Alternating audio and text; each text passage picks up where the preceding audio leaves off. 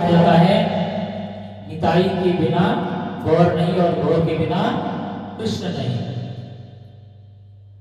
अगर नित्यानंद प्रभु और चैतन्य महाप्रभु को छोड़कर डायरेक्ट कृष्ण को पकड़ना चाहें तो पॉसिबल नहीं है। तुम्हें क्या करना है, अगर हम छपरे भी जाना चाहें तो यहाँ से डायरेक्ट पहुंच सकते हैं। उसके लिए हमें क्या चाहिए, सीढ़ी चाहिए, और सीढ़ी में भी हर एक पायदान को बराबर पैर रख के आगे बढ़ना है, तभी आप धीरे धीरे छत पर पहुंच जाते हैं। ऐसे ही भक्ति की सीढ़ी तक, भक्ति तक पहुंचने के लिए सीढ़ी क्या है, वैष्णव भक्त, उनकी कृपा, उनके बताए हुए सिद्धांत। अर्थात कोई भक्त आपको जैसे बताता है वैसे आप करेंगे तो आप भक्ति जीवन में प्रवेश कर सकते हैं।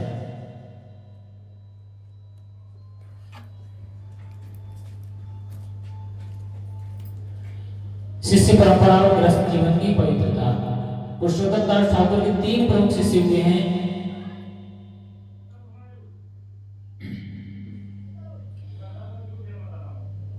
में नंबर 1 है माधवाचार्य, यादवाचार्य और देवकीनंदन दास। जो माधवाचार्य हैं उनका विवाह नित्यानंद प्रभु की जो पुत्री है गंगा देवी उनसे हुआ। इस तरह से परंपरा आगे बढ़ती है। परंपरा आगे बढ़ाने का सबसे अच्छा माध्यम है गृहस्थ जीवन।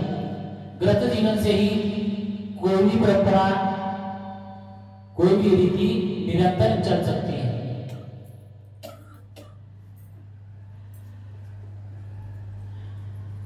कोई कहता है हम घर गृहस्थी में पड़े हैं इसलिए हम भजन नहीं कर पा रहे हैं।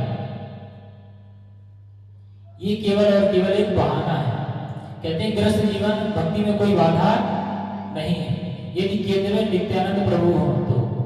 ये किसने कहा है, उनके शिष्य देवकीनंदन दास कहते हैं।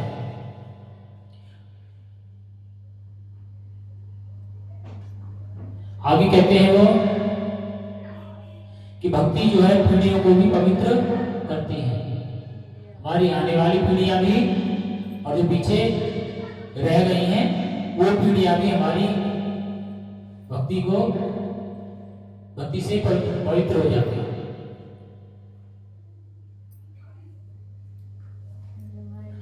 और उनके द्वारा जो सेवित विग्रह हैं वो चंद्रिया ग्राम में आज भी विराजमान है।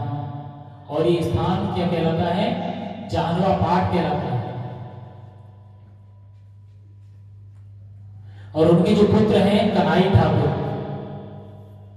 जो जानवा माता के दत्तक पुत्र हैं, अर्थात जो पुरुषोत्तम दास ठाकुर हैं उनके पुत्र को नित्यानंद प्रभु की जो धर्मपत्नी है उन्होंने उन्हें गोद दिया था, इसलिए उनको दत्तक पुत्र कहते हैं।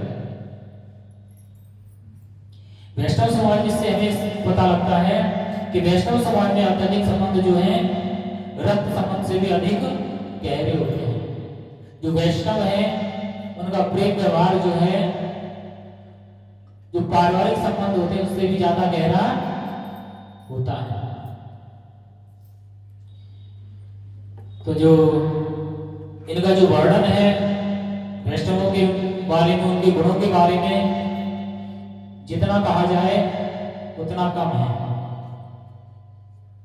इसलिए आप सभी भक्तों को बहुत अधिक समय नहीं लेना चाहिए, इसलिए आप अपनी वाणी को विराम देता हूँ। आप सभी भक्तों को बहुत